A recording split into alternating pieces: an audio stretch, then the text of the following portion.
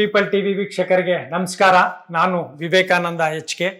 ಎಲ್ಲರಿಗೂ ರಂಜಾನ್ ಮತ್ತು ಯುಗಾದಿ ಹಬ್ಬದ ಶುಭಾಶಯಗಳು.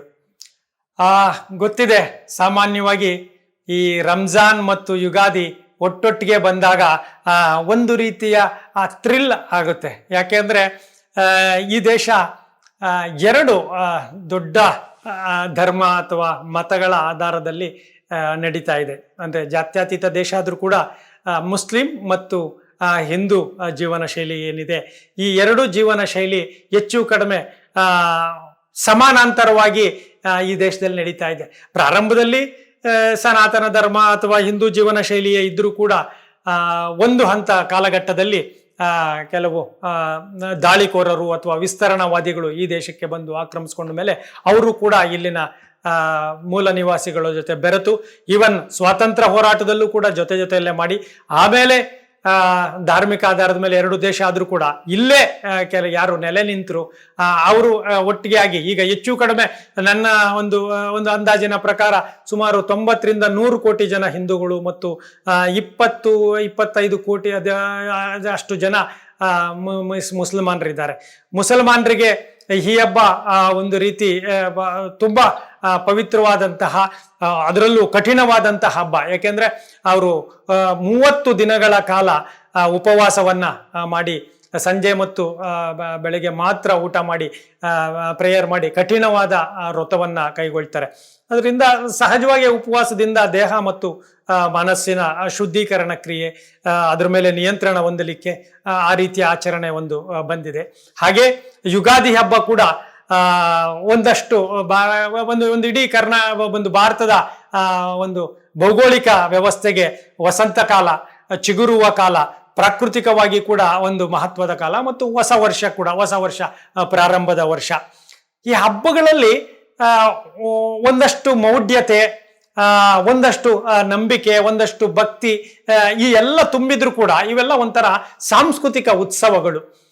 ಅಂದ್ರೆ ಮನುಷ್ಯ ಮನುಷ್ಯನ ನಾವು ಇವತ್ತು ನಿಂತು ಈಗ ಈ ಹಬ್ಬಗಳನ್ನ ನೋಡಬಾರ್ದು. ಇದು ಮನುಷ್ಯ ನಾಗರಿಕತೆ ಬೆಳೆದು ಬಂದಾಗಿಂದ ಹೇಗೆ ಈ ಹಬ್ಬಗಳು ಮಹತ್ವ ಪಡೆದಿದ್ದಾವೆ, ಆಗ ಎಷ್ಟು ಮಹತ್ವ ಇತ್ತು. ಬಡತನ ಇರ್ಬೋದು, ಆಹಾರ ಇರ್ಬೋದು, ನಮ್ಮ ಉಡುಪುಗಳಿರ್ಬೋದು, ಹೊಸ ಬಟ್ಟೆ, ಈ ಎಲ್ಲವೂ ಪ್ರಕೃತಿಯ ಈ ತರದಲ್ಲಿ ನೋಡ್ಬೇಕು. ಯಾಕೆಂದ್ರೆ ಈ ಒಂದು ಕಾಲಘಟ್ಟ ಏನಿದೆ ಇಲ್ಲಿ ನಿಮಗೆ ಹಬ್ಬಗಳು ಸಾಂಸ್ಕೃತಿಕ ಉತ್ಸವವಾಗಿ ಉಳಿದಿಲ್ಲ, ಹಬ್ಬಗಳಲ್ಲಿ ಮಹತ್ವವೂ ಉಳಿದಿಲ್ಲ, ಮತ್ತೆ ನಿಮಗೆ ಹೊಸ ಬಟ್ಟೆ ಅಥವಾ ಒಳ್ಳೆಯ ಊಟ ಅವು ಕೂಡ ಇಲ್ಲ. ಎಲ್ಲ ಕಾಲಕ್ಕೂ ಎಲ್ಲ ಸಂದರ್ಭಗಳಿಗೂ ಎಲ್ಲವೂ ಸಿಗುವಂತಹ ವ್ಯವಸ್ಥೆಯಲ್ಲಿ ನಾವಿರೋದ್ರಿಂದ ಈಗ ಬಹಳ ಜನಕ್ಕೆ ಹಬ್ಬ ಅನ್ನೋದು ಅದೊಂದು ಸಣ್ಣ ಒಂದು ಅಧಿಕೃತವಾಗಿಯೋ ಅಥವಾ ಒಂದು ಕೃತಕ ಆಚರಣೆಯಾಗಿ ಉಳಿದಿದೆ. ಆದ್ರೆ ನಿಜವಾದ ಹಬ್ಬಗಳ ಇದಿದೆ, ಅದು ನಮ್ಮ ಸಂಕ್ರಾಂತಿ ಹಬ್ಬ ಇರ್ಬೋದು, ಬಕ್ರೀದ್ ಇರ್ಬೋದು, ಕ್ರಿಸ್ಮಸ್ ಇರ್ಬೋದು, ಗಣೇಶ ಹಬ್ಬ ಇರ್ಬೋದು, ದೀಪಾವಳಿ ಇರ್ಬೋದು, ಇವೆಲ್ಲ ಈ ನೆಲದಲ್ಲಿ ಒಂಥರ ಸಾಂಸ್ಕೃತಿಕ ಉತ್ಸವಗಳಾಗಿ ಬೆಳೆದಂಥವ್ರು. ಸಂಸ್ಕೃತಿಯನ್ನ ನಮ್ಮ ಒಳಗಡೆ ಇಟ್ಕೊಂಡು ಮನುಷ್ಯನ ಒಂಥರ ಮಾನಸಿಕವಾಗಿ ಪುನರುಜ್ಜೀವನಗೊಳ್ಳಲು, ಮಾನಸಿಕವಾಗಿ ನವೋಲ್ಲಾಸವನ್ನ ಹೊಂದಲು, ಸಂಬಂಧಗಳನ್ನ ಬೆಸೆಯಲು ಈ ಹಬ್ಬಗಳನ್ನ ನಾವು ಮಾಡ್ತಾ ಬಂದಿದ್ದು. ಯಾಕೆಂದ್ರೆ ಮೊದಲು ಎಲ್ಲ ಕೃಷಿ ಪ್ರಧಾನವಾಗಿರ್ತಾ ಇತ್ತು. ಕೃಷಿ ಪ್ರಧಾನವಾಗಿದ್ದರಿಂದ ಹೆಚ್ಚು ಕಡಿಮೆ ಎಲ್ಲ ಕಾಲಘಟ್ಟದಲ್ಲೂ ಅವರು ಕೃಷಿಗಳನ್ನೇ ಮಾಡ್ಕೊಂಡು ಇರ್ತಾ ಇದ್ರು. ಅವರಿಗೆ ಒಂದು ವಿರಾಮದ ಸಮಯ ಅಂತಾಗಲಿ ಅಥವಾ ಇನ್ನೇನೋ ಈಗೇನೋ ಪಾರ್ಟಿಗಳ ಸಮಯ, ಮದುವೆಗಳ ಸಮಯ, ಬರ್ತ್ಡೇಗಳು ಈ ತರದ್ದೆಲ್ಲ ಏನೂ ಇರಲೇ ಇಲ್ಲ. ಸೊ ಅಂತ ಕಾಲಘಟ್ಟದಲ್ಲಿ ಎಲ್ಲ ಯಾಕಂದ್ರೆ ದೂರ ಹೋಗಿರೋರೆಲ್ಲ ಸಂಬಂಧಗಳನ್ನ ಬೆಸೆಯಲಿಕ್ಕೆ, ಆಮೇಲೆ ರುಚಿಯಾದ ಊಟ. ಯಾಕಂದ್ರೆ ಕೃಷಿ ಪ್ರಧಾನ ಕುಟುಂಬಗಳಲ್ಲಿ ನೀವು ಯಾವಾಗ್ಲೂ ಎಲ್ಲಾ ತರದ ಅಡಿಗೆ ಮಾಡ್ಕೊಂಡಿರ್ಲಿಕ್ಕೆ ಆಗ್ತಾ ಇರ್ಲಿಲ್ಲ. ಸೊ ಅಡಿಗೆ ಒಳ್ಳೆಯ ಊಟ ಮಾಡೋದಾಗ್ಲಿ, ಬಟ್ಟೆಗಳನ್ನು ಕೂಡ ಎಲ್ಲಾ ಕಾಲದಲ್ಲೂ ಎಲ್ಲರೂ ಎಲ್ಲ ಅಂಗಡಿಗಳಿಗೆ ಹೋಗಿ ರೆಡಿಮೇಡ್ ಆ ಥರದ್ದೇನಿರ್ಲಿಲ್ಲ. ಆ ಬಟ್ಟೆಗಳಲ್ಲೂ ಕೂಡ ಹೊಸದು. ಯಾಕೆಂದ್ರೆ ಅವಾಗೆಲ್ಲ ಕೊಳ್ಳುವ ಶಕ್ತಿ ತುಂಬಾ ಕಡಿಮೆ ಇತ್ತು, ಬಡತನ ಇತ್ತು.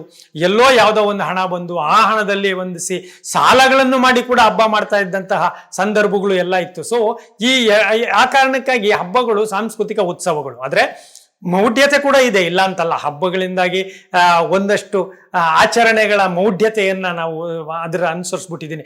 ಈ ಹಬ್ಬ ಅಂದ್ರೆ ಹೀಗೆ ಮಾಡಬೇಕು, ಈ ಹಬ್ಬ ಅಂದ್ರೆ ಹೀಗೆ ಮಾಡಬೇಕು ಅಂತ ಸಹಜವಾಗಿ ಅದು ಮೌಢ್ಯತೆ. ಆಗಿ ಮಾಡಲಿಲ್ಲ ಅಂದ್ರೂ ಏನಾಗಲ್ಲ, ಅದು ಒಂದು ನಂಬಿಕೆಗಳ ಆಧಾರದ ಮೇಲೆ ಬರ್ತಾ ಇದೆ. ಸೊ ಇಲ್ಲಿ ಈ ಹಬ್ಬಗಳು ನನಗೆ ಅನ್ಸೋದೇನು ಅಂದ್ರೆ ಆಧುನಿಕತೆ ಆದಾಗ ನಮ್ಮ ಸಂಬಂಧಗಳನ್ನ ಬೆಸೆಯುವ ಕ್ರಿಯೆಗಳನ್ನ ಮಾಡ್ಕೋಬೇಕು.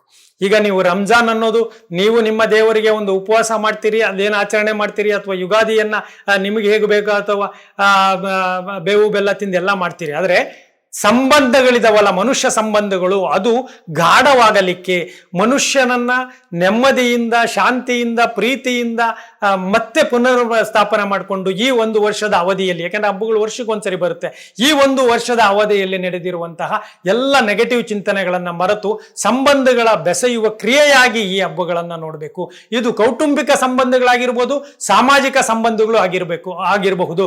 ಯಾಕೆಂದ್ರೆ ನೀವು ಹಬ್ಬದಲ್ಲಿ, ರಂಜಾನ್ ಹಬ್ಬದಲ್ಲಿ ಏನು ಉಪವಾಸ ಮಾಡ್ತೀರಿ ಅದು ಜಾಗತಿಕ ಶಾಂತಿಗೆ, ದೇಶದ ಶಾಂತಿಗೆ, ಸಮಾಜದ ಶಾಂತಿಗೆ, ಹಾಗೆ ಯುಗಾದಿ ಹಬ್ಬಗಳು ಹೊಸ ಮನ್ವಂತರಕ್ಕೆ ನಾಂದಿಯಾಗುವಂತೆ ಇರಬೇಕೆ ಹೊರತು ಕೇವಲ ಒಂದು ತಿನ್ನಲಿಕ್ಕೆ ಅಥವಾ ಇನ್ನೊಂದು ಹೊಸ ಬಟ್ಟೆ ಅಥವಾ ನಮ್ಮಲ್ಲಿರುವಂತಹ ಶ್ರೀಮಂತಿಕೆಯನ್ನ ಪ್ರದರ್ಶನ ಮಾಡಲಿಕ್ಕೆ.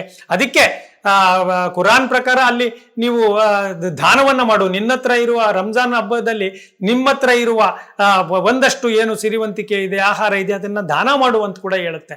ಇನ್ನು ನಮ್ಮ ಹಿಂದೂ ಸಂಸ್ಕೃತಿಯಲ್ಲಿ ಯಾವಾಗ್ಲೂ ಸುತ್ತಮುತ್ತ ಇರೋರಿಗೆಲ್ಲ ನಿಮ್ ಕೈಲಾಗೋದನ್ನ ಎಷ್ಟು ಸಾಧ್ಯನೋ ಅಷ್ಟನ್ನು ಕೊಡಿ ಅಂತ ಹೇಳುತ್ತೆ. ಸೊ ಅಂದ್ರೆ ದಾನವನ್ನ, ಶಾಂತಿಯನ್ನ, ನೆಮ್ಮದಿಯನ್ನ, ಪ್ರೀತಿಯನ್ನ, ಭಾವೈಕ್ಯತೆಯನ್ನ ಏನು ಸಾರುತ್ತಲ್ಲ ಅದು ಖಂಡಿತವಾಗ್ಲೂ ಈ ಹಬ್ಬಗಳ ಮಹತ್ವವನ್ನ ಆಗಬೇಕು. ನಾವೀಗ ಯಾವುದೋ ಒಂದು ಪಾರ್ಟಿ ಮಾಡ್ತೀವಿ, ಇನ್ನೊಂದೇನೋ ಒಂದು ಕೂಟಗಳ ಮಾಡ್ತೀವಿ, ಅದೆಲ್ಲ ಏನಿದಾವೆ ಅದು ಕೃತಕವಾಗಿದೆ. ಹಬ್ಬಗಳಲ್ಲಿ ಸಹಜತೆ ಇತ್ತು, ಆದ್ರೆ ಈಗ ಹಬ್ಬಗಳು ಕೂಡ ಕೃತಕವಾಗುವಂತಹ ಸಂದರ್ಭದಲ್ಲಿ ನಾವು ತುಂಬಾ ಎಚ್ಚರಿಕೆಯಿಂದ ಹಬ್ಬಗಳನ್ನ ಪುನರ್ ರೂಪಿಸ್ಕೊಳ್ಬೇಕಾಗಿದೆ.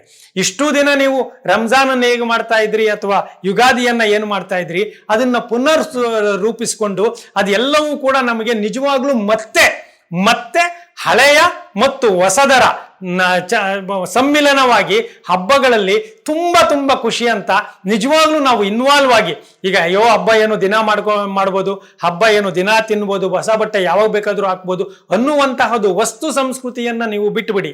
ಹಬ್ಬಗಳ ಸಂದರ್ಭ ಏನಿದೆ ಅದು ನಮ್ಮ ಒಳಗಿನ, ಆಗ್ಲೇ ಹೇಳ್ದಂಗೆ, ಶುದ್ಧೀಕರಣಕ್ಕಾಗಿ, ನಮ್ಮ ಆಂತರ್ಯದ ಮತ್ತು ಬಾಹ್ಯ ಸಮಾಜದ ಒಳ್ಳೆಯ ನಡವಳಿಕೆಗಳಾಗಿ ನಾವು ಅದನ್ನ ರೂಪಿಸ್ಕೊಳ್ಳಿದ್ರೆ ಖಂಡಿತವಾಗ್ಲೂ ಹಬ್ಬಗಳ ಮಹತ್ವ ಇರುತ್ತೆ. ಎಲ್ಲರಿಗೂ ಅಷ್ಟೇ. ಯಾಕೆಂದ್ರೆ ಈ ಒಂದು ರಂಜಾನ್ ಇರ್ಬೋದು ಅಥವಾ ಯುಗಾದಿ ಇರ್ಬೋದು, ಮುಂದೆ ಬರುವ ಯಾವುದೇ ಹಬ್ಬಗಳಿರ್ಬೋದು, ಈ ಹಬ್ಬಗಳು ಕೇವಲ ಆಚರಣೆಗಳಿಗೆ, ತಿಂಡಿ ಬಟ್ಟೆಗಳಿಗೆ ಸೀಮಿತವಾಗಬಾರ್ದು. ಹಾಗಾಗೋದೇ ಆದ್ರೆ ನಿಮಗೆ ಅದ್ರ ಮಹತ್ವ ಕಂಪ್ಲೀಟ್ ಆಗ್ಬಿಡುತ್ತೆ. ಮೊದಲು ಗೊತ್ತಿರ್ಬೇಕು ನಿಮ್ಗೆ, ಹೋಳಿಗೆ ಅನ್ನೋದು ಒಂದು ಅಥವಾ ಎರಡು ಹಬ್ಬಗಳಲ್ಲಿ ಮಾತ್ರ ಮಾಡ್ತಾ ಇದ್ರು, ಕಜ್ಜಾಯ ಇನ್ನೊಂದು ಹಬ್ಬಕ್ಕೆ ಮಾಡ್ತಾ ಇದ್ರು, ರಂಜಾನ್ ಅಲ್ಲಿ ಇನ್ನೇನೋ ಅವರು ಒಂದು ಸ್ವೀಟ್ ಏನೋ ಮಾಡ್ತಾರೆ ಅದನ್ನ ಮಾಡ್ತಾ ಇದ್ರು. ಆದ್ರೆ ಈಗಿಲ್ಲ. ಈಗ ನೀವು ಯಾವ್ದಾದ್ರು ಹೋಟ್ಲಿಗೆ ಹೋದ್ರೆ ಎಲ್ಲಾ ಹೋಟ್ಲಲ್ಲೂ ಎಲ್ಲವೂ ಸಿಗುತ್ತೆ. ಹಾಗಾದ್ರೆ ಅದೇ ಹಬ್ಬನಾ? ಅಥವಾ ಬಟ್ಟೆ ಎಲ್ಲ ಕಾಲಕ್ಕೂ ಸಿಗುತ್ತೆ, ನೀವೇನು ಇವತ್ತೇ ಹೊಸ ಬಟ್ಟೆ ಈ ಹಬ್ಬಕ್ಕೆ ಹಾಕ್ಬೇಕಂತೇನಿಲ್ಲ, ಬೇರೆ ಸಂದರ್ಭದಲ್ಲೆಲ್ಲ ಹಾಕ್ಬೋದು. ಹಾಗಾದ್ರೆ ಹಬ್ಬ ಅಷ್ಟೇನಾ? ಹಾಗಾದ್ರೆ ಹಬ್ಬಕ್ಕೆ ಪ್ರಾಮುಖ್ಯತೆ ಹೋಯ್ತಾ? ಇಲ್ಲ. ಈ ಹಬ್ಬಗಳು ಮೊದಲೇ ಹೇಳಿದಾಗೆ ನಾನು ಸಾಂಸ್ಕೃತಿಕ ಉತ್ಸವಗಳಾಗಿದ್ದಾವೆ, ನಮ್ಮ ಸಂಸ್ಕೃತಿಯ ಒಂದು ಭಾಗವಾಗಿದೆ, ನಮ್ಮನ್ನ ಕುಟುಂಬ ಇರ್ಬೋದು, ಸಮಾಜವನ್ನ ಒಂದು ಮಾಡುವಂತಹ ಹಬ್ಬಗಳಾಗಿದೆ.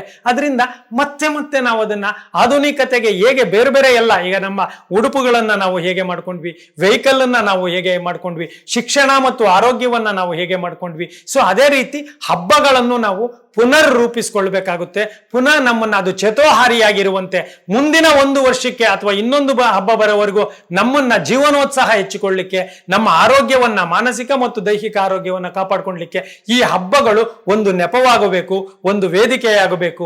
ಆವಾಗ ಮಾತ್ರ ಹಬ್ಬಗಳಿಗೆ ಮಹತ್ವ ಬರುತ್ತೆ.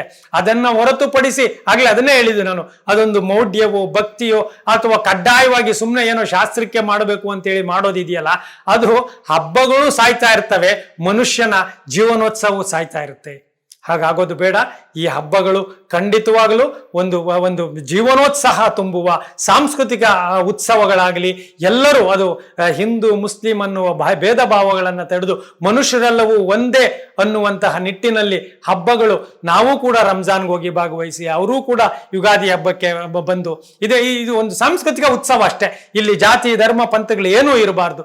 ಆ ಥರದ ಒಂದು ಆಚರಣೆಗಳಾಗಲಿ, ಆ ರೀತಿಯಾಗಿ ಆಗಲಿ ಅಂತೇಳಿ ಎಲ್ಲರಿಗೂ ಕೂಡ ಪೀಪಲ್ ಟಿವಿಯಿಂದ ಮತ್ತೊಮ್ಮೆ ಯುಗಾದಿ ಮತ್ತು ರಂಜಾನ್ ಹಬ್ಬದ ಶುಭಾಶಯಗಳನ್ನ ಹೇಳ್ತೇನೆ. ಧನ್ಯವಾದಗಳು.